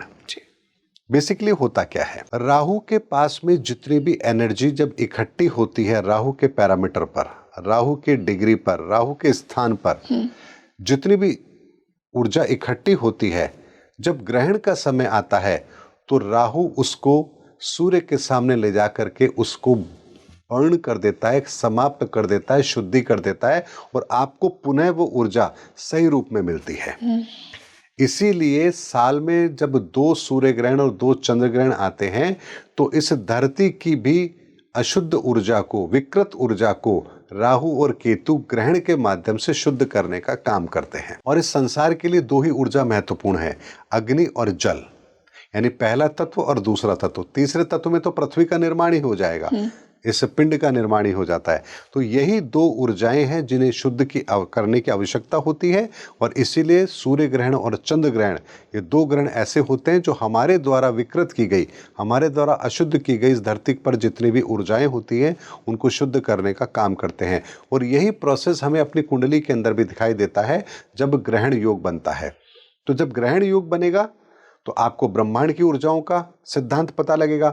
यदि आपकी कुंडली में भी ग्रहण योग बना है, क्योंकि नेचुरल सी बात है, अगर ब्रह्मांड में ग्रहण योग बनेगा और उस समय जितने भी लोग पैदा होंगे तो उनकी कुंडली में भी ग्रहण योग बनेगा। तो ऐसे में ऐसे जितने भी जातक हैं जो उस ग्रहण योग में पैदा हो रहे हैं, उनकी ऊर्जाओं का बैलेंस बहुत ज़्यादा डिस्टर्ब होता है। ऐसे जातकों को कभी भी अपनी कुंडली के अंदर जो रिजल्ट मिलेंगे वो कुंडली के आधार पर ना मिल करके कुछ अलग तरीके से मिलेंगे। कैसे? तो ऐसी कुंडलियों को प्रेडिक्ट करना आसान भी नहीं होता है। यहाँ हमें एक बात को समझना पड़ेगा कि जिन भी ऊर्जाओं का कॉम्बिनेशन उन लोगों की कुंडली में है, उस कॉम्बिनेशन के अंदर अगर जरा सा भी कोई नेगेटिव इम्पैक्ट शामिल होगा तो उस व्यक्ति को रिजल्ट बहुत ज़्यादा नेगेटिव मिलेंगे। इसलिए ऐसे जातक जो ग्रहण योग के अंदर पैदा हुए हैं या अपनी कुंडली के अंदर ग्रहण योग लेकर के बैठे हैं, उन लोगों को ये बात समझनी होगी कि उन्हें अपने कर्मों का सिद्धांत बहुत बेहतर तरीके से समझ करके करना है, अन्यथा रिजल्ट उनको नेगेटिव मिलेंगे ही मिलेंगे। और सर ये एप्लीकेबल, अगर राहु, मान लीजिए हमने सूर्य के साथ डिस्कस किया, अगर राहु सूर्य की राशि में है तो भी ये सेम सिचुएशन बनेगी? नहीं, तब ऐसा नहीं होगा। राहु यदि सूर्य की राशि में है तो आपको ये पता लगेगा कि आपका कार्मिक डैड जो है वो सूर्य तत्व से संबंधित है। लेकिन अगर सूर्य मारक हुआ तो इसका मतलब वो डेट है आपका, और अगर सूर्य योग कारक है तो आपकी एसेट है। वाओ सर इसी से मैं राहु को अब दूसरे प्लैनेट्स के साथ समझती हूँ। राहु और मंगल को तो हमने समझा, राहु और चंद्रमा जब साथ में होंगे तो क्या होगा? देखिए, राहु और चंद्रमा यदि दोनों साथ हैं तो ये युति जो होती है ये मन तत्व की विकृति दर्शाती है। यानी ऐसे जातक स्थिर विचारों के नहीं होंगे, बहुत जल्दी मूड स्विंग होगा उनका। और चंद्रमा के साथ राहु यदि हैं तो केवल और केवल यदि दोनों बेहतर अवस्था में हैं, यानी जैसे मेष लगन की कुंडली है और लग्न के अंदर ही चंद्रमा और राहु दोनों साथ हैं, तो ऐसे जातक के विचार, उनकी पर्सनालिटी ऐसी होती है कि वो बहुत गहराई से चीज़ों को समझने वाले होते हैं। उनका दिमाग अपने विचारों की गहराई में इतने ज़्यादा गोते लगाकर सवाल निकाल कर लाएगा कि आपको लगेगा ये किसके दिमाग में विचार आते कहाँ से, ये प्रश्न लाता कहाँ से है, ऐसा सोचता कहाँ से है, ऐसा सोचता कहाँ से, इसको ताकत मिली कहाँ से। लेकिन यदि यही चीज़ अगर मान लीजिए वृषभ लगन की कुंडली हो जाए तो चंद्रमा और राहु दोनों साथ हैं, तो चंद्रमा राहु दोनों साथ है तो यहाँ राहु तो अच्छे हो गए, क्योंकि लग्न में कभी भी राहु केतु खराब नहीं होते, लेकिन चंद्रमा नेगेटिव हो गए। तो ऐसे जातक गहराइयों के अंदर उतरने वाले तो होंगे, लेकिन उस आंसर को मिलने से पहले वो दूसरा प्रश्न भी रख देंगे, यानी कंफ्यूजन के उस स्टेट में रहेंगे। तो ऐसे में चंद्र तत्व उनको स्थिरता लाने नहीं देंगे। लेकिन यदि मान लीजिए वृषभ लगन की कुंडली हो गई और चंद्रमा और राहु 12वें घर में हो गए तो क्या होगा?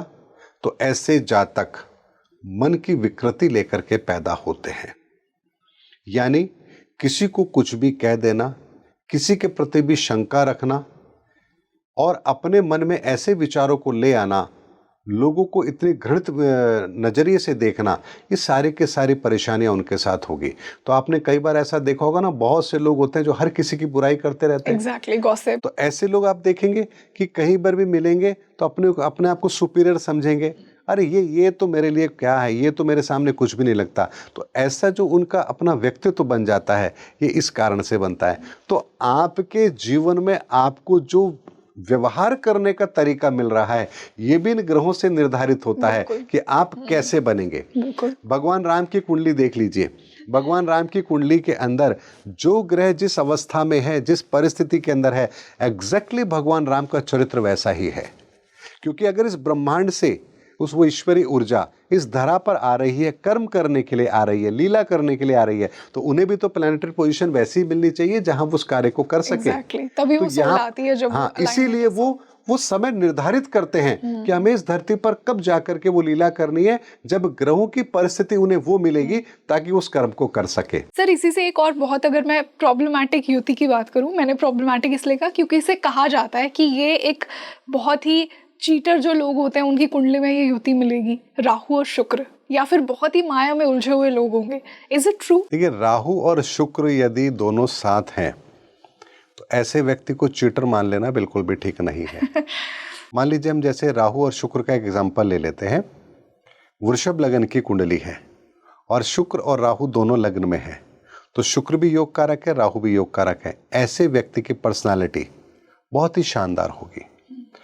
वो जो करेंगे लोगों के लिए वो एक तरह से आइडियल हो जाते हैं। ऐसे लोगों की फैन फॉलोइंग बहुत अच्छी होगी। तो ये यहाँ युति उनको मिसगाइड नहीं कर रही है, मैंने बहुत पॉपुलर लोग देखे हैं इस युति वाले, बल्कि उनको उनकी पर्सनालिटी को एनहांस कर रही है।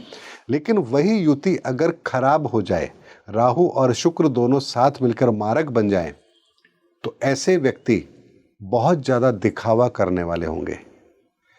अपने पर्सनालिटी को इस तरह से दिखाएंगे कि जैसे उनके अलावा और कोई नहीं। गाड़ी लेकर आए, दिखा रहे हैं लोगों को, स्टंटबाजी कर रहे हैं, इस तरह के लोग हो जाएंगे वो। तो कहीं ना कहीं अपने संसाधनों का, अपनी प्रतिभा का, अपने लाइफ स्टाइल को लोगों के सामने इस तरह से रखना जहां लोग ये कहें कि भाई इनसे बड़ा तो और कोई नहीं, तो इस तरह की भावना से ग्रसित हो जाएंगे यदि राहु और शुक्र दोनों नेगेटिव हो जाएं तो। और अगर यही पॉजिटिव हो जाएंगे तो एक लोगों के लिए एक आइडियल सिचुएशन बन जाएगी। सर इसी से अगर मैं राहु और शनि को डिस्कस करूं, क्योंकि दोनों को दोस्त माना जाता है, कहीं ना कहीं श्रापित योग भी इसे कहा जाता है, तो ये युति क्या लेकर आएगी एक इंसान की लाइफ में? शनि और राहु यानी न्याय के देवता और वो भी दंड नायक के साथ में, और सुप्रीम पावर लेके बैठे हैं। इससे आप ये कह लीजिए कि आपका केस सुप्रीम कोर्ट में है। सुप्रीम कोर्ट का डिसीजन जो होता है वो सर्वोपरि होता है। अगर दोनों के दोनों योग कारक बन जाएं तो, और अगर मान लीजिए युति ऐसी जगह बने जहां से ये आपके छठे भाव या दशम भाव को देख रहे हैं, तो आपको एक बहुत बड़ी उच्च पद पर पदासीन कर देंगे ये। इसीलिए राहु और शनि यदि बहुत अच्छी अवस्था में हैं और अगर दोनों शुभ हैं, ऐसे समझिए कि लग्न के अंदर अगर ये हैं और वृषभ लग्न की कुंडली है, तो वृषभ लग्न की कुंडली में राहु भी योग कारक हो जाएंगे और शनि भी योग कारक हो जाएंगे। तो वृषभ लग्न की कुंडली में राहु शनि अगर लग्न में बैठे हैं, ऐसे बच्चे, ऐसे व्यक्ति, ऐसे जातक विलक्षण प्रतिभा के धनी होंगे। किसी भी चीज को समझना उनके बाएं हाथ का खेल है और विचारों में उनके अडिगता रहेगी, ईमानदार होंगे और किसी भी निर्णय को लेने में वो हिचकिचाएंगे नहीं। जैसे आप कहते हैं ना कि कोर्ट के अंदर न्यायाधीश अगर मृत्युदंड का फैसला दे रहे हैं तो बहुत सोच समझ कर देते हैं, फिर बाद में वो रिग्रेट नहीं करते कि मैंने उसे क्यों ऐसा दे दिया। तो इसी तरह के व्यक्तित्व के लोग जो निर्णय लेते हैं बहुत गंभीरता से लेते हैं और जो निर्णय ले लिया उस पर अडिग रहते हैं और उनके कॉन्सेप्ट इतने क्लियर होते हैं कि ये डिसीजन मैंने लिया है, बिल्कुल ठीक लिया है और मैंने किसी के साथ कोई अन्याय नहीं किया। तो ये जो गुण है, ये ईमानदारी का गुण कूट कूट के भरा होता है उनके अंदर। वाह सर, इसी से अगर मैं राहु और जुपिटर की बात करूं, गुरु चंडाल योग इसे कहा जाता है, तो एक तो देखिए देवताओं का गुरु आ गया और एक राहु उसके साथ आ गया, तो ये कैसे रिजल्ट्स लेकर आएगा? ये योग बड़ा इंटरेस्टिंग होता है। इंटरेस्टिंग ऐसे होता है कि अगर गुरु और राहु या तो योग कारक होंगे या मारक होंगे या एक अच्छा होगा एक खराब होगा, ये तीन तरह की कंडीशन आपकी कुंडली में बनेगी। अगर ये गुरु राहु दोनों योग कारक हैं और तब ये युति बन रही है, तो आप बुद्धि के धनी भी होंगे, आप चालाक भी होंगे, दोनों तरह के गुण आपके अंदर होंगे। षड्यंत्रकारी। लेकिन इसमें एक चीज को हमें समझना होगा, अगर गुरु राहु दोनों साथ बैठे हों और गुरु की महादशा हो या राहु की महादशा हो और उसमें अंतर, यानी गुरु के दशा में राहु का अंतर या राहु के दशा में गुरु का अंतर हो, और अगर ये शुभ हैं दोनों, तो आपको एक गलती करने से बचना चाहिए। आपको कोई भी ऐसा कार्य जिसके अंदर आप बहुत बड़ी रिस्क ले रहे हैं उसको लेने से बचना चाहिए, क्योंकि यहां पर एक बहुत बड़ी संभावना बनती है कि आपका डिसीजन गलत हो जिसकी वजह से आपको नेगेटिव रिजल्ट मिले। लेकिन यहां पर अगर फिर भी आप डिसीजन लेते हैं तो आपको बहुत ज्यादा नेगेटिव रिजल्ट तो नहीं मिलेगा, लेकिन फिर भी उस समय आपको रिग्रेट जरूर कराएगा कि आपको डिसीजन नहीं लेना चाहिए था। लेकिन अगर मान लीजिए बृहस्पति और राहु दोनों नेगेटिव हों, दोनों की ऊर्जाएं आपके लिए खराब हैं, और उस समय पर बृहस्पति में राहु का अंतर या राहु में बृहस्पति का अंतर चल रहा हो, और फिर आप जो काम कर रहे हैं और आप सोचते हैं कि अब मुझे कोई जैकपॉट मिलने वाला है और आप अपना सब कुछ दांव पर लगा लेते हैं, आप निश्चित मानिए आपका कंगाल होना निश्चित है। आप सड़क पर आएंगे ही आएंगे, आप जीरो होंगे ही होंगे, क्योंकि उस समय आपकी उत्सुकता आपको वो काम करने के लिए मजबूर करेगी। और इसे एक कहावत में समझिए कि चौबे जी छब्बे जी बनने गए थे, दुबे जी बन गए। तो ये काम आपके साथ जरूर होगा। अब बात आती है कि अगर राहु खराब है और बृहस्पति अच्छे हैं तो क्या करना है? तो आपको जल्दबाजी में निर्णय लेने से बचना चाहिए। हमेशा धैर्य रखिए, ईश्वर को आगे रखिए, अपने विवेक, अपने ज्ञान का इस्तेमाल कीजिए, धर्म पर विश्वास कीजिए, फिर निर्णय लीजिए। अब चौथी कंडीशन आती है, मान लीजिए आपके बृहस्पति खराब है, राहु अच्छे हैं, तब आप क्या करेंगे? तब आप बहुत ज्यादा रूढ़िवादी ना बने, डर कर काम ना करें, प्रैक्टिकल अप्रोच के साथ काम करें।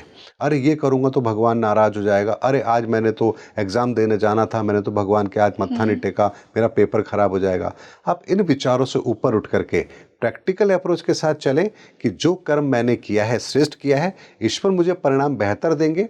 मैंने जो कार्य किया है किसी को उससे हानि नहीं पहुंची है, अब जो मैंने किया है ईश्वर के हाथ में रिजल्ट देना है, वो जैसा देंगे मुझे स्वीकार है। तो यहाँ आप प्रैक्टिकल अप्रोच के साथ चलेंगे, पुरुषार्थ आप ज़्यादा कीजिए अपने भाग्य पर भरोसा करने की जगह, तो आपको रिजल्ट बेहतर मिलेंगे। तो ये युति इस तरह से 4 तरह के परिणाम आपको देगी। सर इसी से एक और कर्म का प्लैनेट केतु, अब जैसा मैंने स्टार्टिंग में ही कहा था, केतु के लिए कहा जाता है कि जिस एरिया को आपने पिछली लाइफ में मास्टर कर लिया, वो इस लाइफ में शायद उसकी चाह नहीं होगी, उससे डिटैचमेंट होगी, या फिर इस लाइफ में वो कहीं ना कहीं पुण्य बनकर आएगा। तो केतु आपके अकॉर्डिंग कैसे कर्म दिखाता है, और केतु की युति भी मैं सारे ग्रहों के साथ समझना चाहूंगी। देखिए, केतु जो है वो मुक्ति का दाता है। केतु ये बताता है कि आपने इस ऊर्जा को मुक्ति तक पहुंचा दिया है। अगर केतु 12th हाउस में है, कोई सा भी लग्न हो, कोई सी भी राशि हो, ये मैटर नहीं करता, तो आपको ये समझ जाना चाहिए कि आपका ये जन्म आखिरी जन्म है। चाहे कोई भी राशि, चाहे कोई सी भी राशि हो, कोई सा भी लग्न हो, अगर केतु 12th हाउस में है तो आप ये समझ लीजिए कि आपका ये आखिरी जन्म है। और अगर दूसरे प्लैनेट्स बैठे हों उसके साथ, कोई भी हो भले ही साथ में, केतु अगर 12th हाउस में है तो मुक्ति का मार्ग आपको देगा ही देगा। ओके। लेकिन ये आपका आखिरी जन्म तब तक रहेगा जब तक आप मुक्ति का मार्ग नहीं खोज लेते। यानी अगर इस जन्म में भी आपके पास में मुक्ति का मार्ग आया और आपने उसे एक्सेप्ट नहीं किया किसी और प्लैनेट की पोजीशन के कारण से, तो आपको दोबारा से रीबर्थ लेना पड़ेगा। अगेन अगेन रीबर्थ आप लेते रहेंगे जब तक आपको मुक्ति का मार्ग ना मिल जाए, और वही कार्मिक डेट ही पूरा करने की कॉम्बिनेशन आपको मिलेंगे। इस बात को ऐसे समझिए, केतु 9th एनर्जी को रिप्रेजेंट करता है। 9th एनर्जी से मतलब मेरा यहाँ 9th डायमेंशन है। 9th डायमेंशन को रिप्रेजेंट कर रहा है, मुक्ति को रिप्रेजेंट कर रहा है, और 9 के बाद 0 आना ही आना है। तो केतु ने अपने पूरे साइकिल को पूरा कर लिया, हर घर से वो निकल करके 12th में आ गया, यानी आपकी ऊर्जाओं का साइकिल पूरा हो गया है। ऐसे में अगर 12th की राशि जो भी है, जिस ग्रह से संबंधित है, उससे संबंधित ही कार्मिक डेट आपका बाकी है और आपको वही पूरा करना है। यानी अगर मान लीजिए कर्क लगन की कुंडली है और केतु 12वें भाव में है, तो मिथुन राशि का हो गया। मिथुन राशि का केतु है, इसका मतलब बुद्ध से संबंधित कार्मिक डेट आपका बाकी है। तो अपनी बुद्धि का सर्वोत्तम प्रयोग कीजिए, उसको बुराइयों की तरफ मत लेके जाइए। बहन बेटियां होती है, उनका सम्मान कीजिए। आपके घर में अगर पुत्री है तो उसको बेहतर संस्कार दीजिए।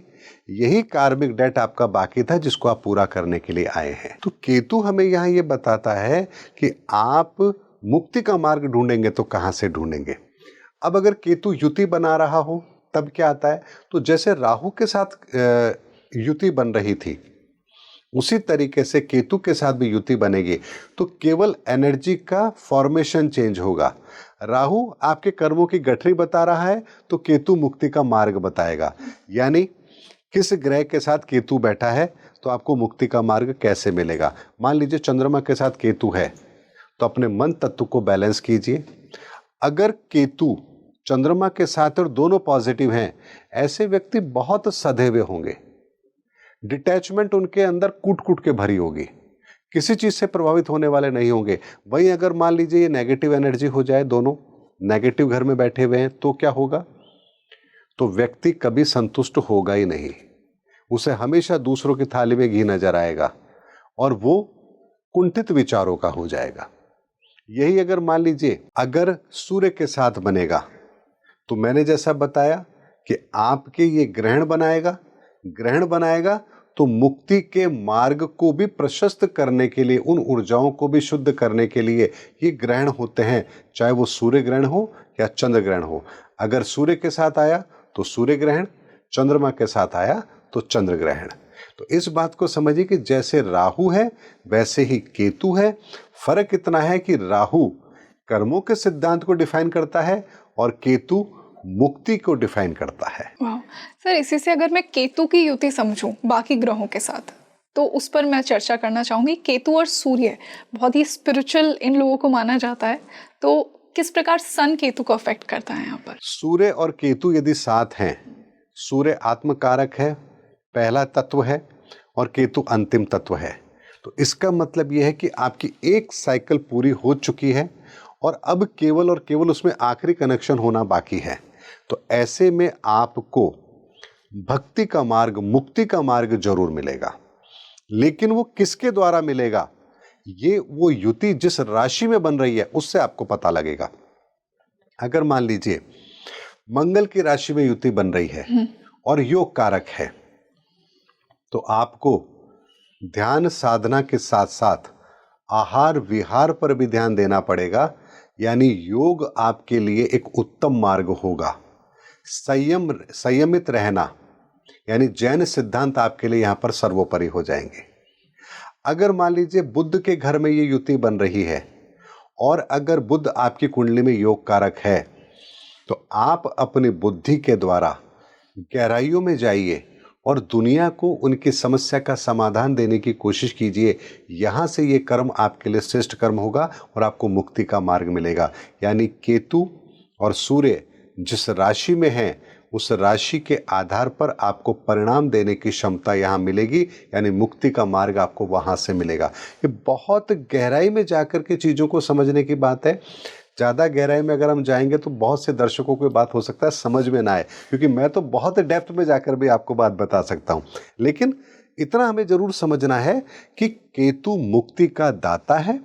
सूर्य के साथ अगर मिलकर के योग कारक बन करके अगर बैठा है, तो यहाँ आपको ये समझना है कि आपकी मुक्ति का मार्ग इस रास्ते से जा रहा है। और अगर अनिष्ट कारक हुआ तो इसका मतलब यह है कि आपको ये चीज बार बार परेशान करेगी। मुक्ति के मार्ग में सबसे बड़ी बाधा यही है जिसको आपको दूर करना है। मान लीजिए मारक बन करके सूर्य की राशि में बैठे हैं, तो क्या होगा? आपका अहंकार आपकी मुक्ति के मार्ग में सबसे बड़ी बाधा है, आपको उस पर काम करना है। वाह सर, इसी से अगर चंद्रमा के साथ में केतु को समझूं, जिनकी कुंडली में केतु और चंद्रमा है, यही परिस्थिति चंद्रमा और केतु के साथ भी बनेगी। तो आपका मन तत्व कहाँ अटका हुआ है, कहाँ से आपका मन तत्व दूषित हो रहा है, आपको ये चीज समझनी पड़ेगी। तो जैसे मैंने बताया, अगर चंद्रमा केतु दोनों योग कारक बन गए तो क्या होगा? होगा ये कि दोनों योग कारक है तो डिटैचमेंट इतनी होगी कि आप किसी से प्रभावित होंगे ही नहीं। तो ऐसे लोगों को आप कह सकते हो संत फकीर आदमी है, तो मन का मौजी आदमी है, इसको कुछ फर्क नहीं पड़ता। और अगर मान लीजिए दोनों नेगेटिव हो जाएं, तो मैंने कहा ना, कुंठित विचारों का व्यक्ति हो जाएगा। ये मेरे पास ऐसा, उसके पास क्यों नहीं ज्यादा, उसको ऐसे क्यों मिला, यानी दूसरों को सुखी देख करके वो दुखी होना शुरू हो जाएगा। तो आपको ये पता लग गया कि आप डिटैचमेंट में हैं, तो आपके लिए रास्ता आपको पता लग चुका है। और यहाँ यदि आप बहुत ज़्यादा कुंठित विचारों के हो गए हैं, तो आपको कहाँ काम करना है? अपने विचारों पर काम करना है, यानी आपको हीन भावना अपने अंदर नहीं रखनी है। तो केतु यहाँ चंद्रमा के साथ मिलकर के आपको ये पोजीशन बता देगा। सर इसी से अगर केतु और शुक्र की युति हो जाए तो क्या होगा? केतु और शुक्र यदि दोनों साथ हैं, तो एक बात को समझिए, ये युति आपको डिटैचमेंट जो दे रही है वो किस तरह से दे रही है? अगर योग कारक है तो काम वासना पर विजय प्राप्ति का साधन आपको मिल जाएगा। और अगर ये दोनों नेगेटिव है तो अत्यधिक कामुक किस्म के आप व्यक्ति हो जाएंगे। तो ये मारक और कारक पर डिपेंड करेगा कि आपकी अवस्था कैसी है। अगर कुंडली के अंदर हमें दिखता है कि केतु शुक्र के साथ बैठा है और दोनों योग कारक हैं, तो व्यक्ति बहुत ही ऐसे विचारों का व्यक्ति है जहां इसने अपने कामुकता पर विजय प्राप्त की हुई है। ये ईमानदार है, लंगोट का पक्का है। लेकिन वही ये दोनों अगर मारक बन करके आ जाए तो हमें क्या पता लगेगा? ये व्यक्ति कामुक किस्म का है, इसकी काम वासनाओं पर अपना विजय प्राप्त इसने नहीं की है, इस पर अंकुश नहीं है। तो ये दोनों चीजें हमें इस तरह से डिफाइन हो सकती है। सर इसी से अगर केतु और बुध की युति हो किसी की कुंडली में, तो बुध और अगर केतु दोनों साथ हैं, तो आपको ये पता लगेगा कि बुध और केतु यानी बुध तत्व को आपने कैसे साधा हुआ है। आपकी बुद्धि एक परमार्थ की भावना लेकर के काम कर रही है, या आपकी बुद्धि ऐसी है कि मैं ही हूं, मुझे ही चाहिए, मुझे ही मिलना चाहिए, किसी और को नहीं मिलना चाहिए। अगर बुध केतु दोनों नेगेटिव हो गए तो इस तरह के परिणाम होंगे। और बुध और केतु यदि दोनों पॉजिटिव हो गए तो ऐसे व्यक्ति परोपकारी होंगे, काम वो करेंगे जिससे समाज को फायदा मिले। तो ऐसे लोग इन्वेंशन करने वाले होंगे, समाज को लाभान्वित करने वाले होंगे, अपनी बुद्धि का उपयोग दुनिया को फायदा पहुंचाने के लिए करेंगे। तो आप देखिए, एक होता है डॉक्टर, अपनी बुद्धि का उपयोग करेगा लेकिन लोगों को फायदा पहुंचा रहा है। एक होता है गैंगस्टर जो अपनी बुद्धि का उपयोग कर रहा है लेकिन लोगों को सताने के लिए कर रहा है। तो केतु और बुध मिलकर के बुध तत्व को कैसे आप यूज करेंगे, इसका रोल प्ले करेगा। सर इसी से अगर केतु और जुपिटर किसी का साथ में बैठे, आई नो ये थोड़ा सन की तरह ही ये युति होती है, ये भी इंसान को और स्पिरिचुअल और धार्मिक बना देती है, but what according to you कि क्या एनर्जी एक इंसान की लाइफ में केतु और बृहस्पति यदि साथ हैं और ऐसे व्यक्ति, अगर केतु और बृहस्पति दोनों योग कारक हों, ऐसे व्यक्ति यदि आध्यात्मिक मार्ग पर चल पड़े तो उन्हें मंजिल बहुत आसानी से मिलेगी और बहुत जल्दी मिलेगी। ऐसे व्यक्ति अपने आध्यात्मिक अनुभव को बहुत अच्छे से प्राप्त कर लेंगे। लेकिन यदि बृहस्पति और केतु दोनों नेगेटिव हो जाए तो फिर कैसी बातें करेगा वो व्यक्ति? भगवान कौन होता है? रियली केतु और जुपिटर वाला भी ये करेगा? जी, अगर दोनों मारक हैं तो। जैसे मैंने आपसे कहा कि वृषभ लगन की कुंडली है और 12वें भाव के अंदर अगर बृहस्पति और केतु दोनों बैठे हैं तो क्या करेंगे? अब केतु यहाँ मुक्ति का मार्ग तो देगा, लेकिन बृहस्पति मारक हो जाने के कारण से वो हठ योग में आ जाएगा। वो कहेगा मुझे तो ये हासिल करना ही करना है और मैं कर लूंगा। तो जो लोग हठ योग अपनाते हैं वो कुछ इसी तरह के कॉम्बिनेशन को लिए हुए होते हैं। तो हजारों साल से बैठ करके तपस्या कर रहे हैं, आज तक मिला कुछ नहीं उन्हें। लेकिन वही आप देखिए प्रहलाद, ध्रुव, इनको कितना समय लगा? क्या हजारों वर्ष लगे? नहीं लगे। तो केतु और अगर गुरु दोनों योग कारक हो जाएं तो ऐसे जातकों को भक्ति का मार्ग, उन्नति का मार्ग बहुत आसानी से मिलता है। और अगर बृहस्पति मारक हो जाएं और केतु मारक हो जाएं तो ऐसे व्यक्ति कभी भी धर्म का अनुसरण नहीं करेंगे, हठ धर्मिता पर आ जाएंगे कि जो कुछ करना है मैंने मेरी मेहनत से करना और मैं हासिल कर लूंगा। और फिर वो अपना मार्ग भटक जाते हैं और फिर हजारों वर्ष की या तो तपस्याएं करेंगे या जन्म जन्मांतर के अंदर भटकते रहेंगे। फिर इसी से केतु और शनि की युति एक इंसान की लाइफ में क्या लेकर आएगी? केतु और शनि की युति भी वही रोल प्ले करेगी। शनि है न्याय, बैलेंस, यानी केतु और शनि यदि दोनों साथ हैं और दोनों योग कारक हैं तो ऐसे व्यक्ति सदैव दूसरों के लिए कार्य करेंगे। आपने देखा होगा कि जनता की भलाई के लिए सड़कों पर जाकर डंडे खाने का काम कौन करता है? कहीं ना कहीं केतु शनि अच्छे होंगे, वो कहेंगे कि मैं पीड़ा सहन कर लूंगा, लेकिन लोगों के साथ जो अन्याय हो रहा है उसका समाधान मिलना चाहिए। तो अनशन पर बैठने वाले लोग, भूख हड़ताल कर देने वाले लोग, मैं हर व्यक्ति की बात नहीं कर रहा हूँ, कुछ स्वार्थी भी होंगे जो राजनीतिक लाभ के लिए करते होंगे, लेकिन निस्वार्थ भाव से अन्ना हजारे को यहाँ ले सकते हैं, उनका कोई मोह नहीं है। लेकिन फिर भी जनता के लिए अगर वो कुछ ऐसा करते हैं तो यहाँ कहीं ना कहीं केतु और शनि दोनों योग कारक होंगे तो व्यक्ति इस तरह का होगा। महात्मा बुद्ध स्वयं को उन्होंने साधा और जनता की भलाई के लिए, लोगों की भलाई के लिए कार्य किया। भगवान महावीर, ये कहीं ना कहीं केतु और शनि के कारण से होता है, जहाँ वो दुनिया को भी एक मार्ग देने का काम करते हैं। लेकिन वहीं पर अगर मान लीजिए केतु और शनि दोनों मारक हो जाएं तब क्या होगा? तो उसका न्याय पर विश्वास नहीं होता है। वो न्याय पर विश्वास करने वाला होगा ही नहीं। वो किस तरह की बातें करेगा? परिणाम मिलना चाहिए, चाहे उसके लिए कोई भी रास्ता अपनाना पड़े। साम दाम दंड भेद कुछ भी लगाओ, बस अपना स्वार्थ सिद्ध होना चाहिए। क्योंकि शनि तत्व को वो खराब करेगा तो दूसरों को परेशान करने में भी वो जरा भी नहीं हिचकिचाएगा। और चूंकि केतु डिटैचमेंट का कारण है तो इसलिए उन परिणामों को लेकर के जो भय होना चाहिए वो भी उसके अंदर नहीं होगा। सर बिल्कुल। और आज हमने जिस प्रकार से कर्म को समझा ना, स्पेशली शनि, राहु और केतु से, वो ऐसे ग्रह जिनसे लोग इतना डरते हैं, इतना इंसाइटफुली और इतना फिलोसॉफिकली ये डिस्कशन था कि आई मस्ट से कि ये चीज़ें मैंने पहले कभी नहीं सुनी है एंड आई एम श्योर कि ऑडियंस को भी यही फील हुआ होगा। So sir, thank you so much for joining us today, और हमेशा की तरह एक बहुत ही डीपली इंटेलेक्चुअल कॉन्वर्सेशन के लिए I am so grateful to you कि आज मुझे आपसे ये नॉलेज मिली और मैंने मेरी कुंडली में भी उसे बहुत अप्लाई किया। जी बहुत बहुत धन्यवाद रंगोली जी, आपका भी, आपके दर्शकों का भी, और सभी को जय सनातन धर्म की। So I am sure by the end of this podcast आपको अपनी लाइफ के बारे में, अपनी चार्ट के बारे में बहुत क्लैरिटी मिल गई है on the basis of your Rahu, Ketu and Shani. आप मुझे बताइए आपके राहु, केतु और शनि कौन से हाउसेस में प्लेस्ड हैं, किस प्लैनेट के साथ बैठे हैं और कितनी डिग्री पर बैठे हैं, किसकी दृष्टि है, आपने कितना रिलेट किया आज के इस पॉडकास्ट से। अपने चार्ट के बारे में आपकी क्या क्वेरीज हैं वो भी मुझे कमेंट सेक्शन में बताइए, मैं उन्हें सर से डिस्कस करके आपको ज़रूर आंसर करूँगी। आने वाले पॉडकास्ट में हम और कौन से टॉपिक्स पर बात कर सकते हैं ये भी मुझे बताइए। मैं आपके लिए ऐसे ही एस्ट्रोलॉजिकल इंटेलेक्चुअल डिस्कशंस लेकर आती रहूँगी स्पीकिंग ट्री पर। This is your host rangoli Sharma. I will see you in another podcast. नमस्ते।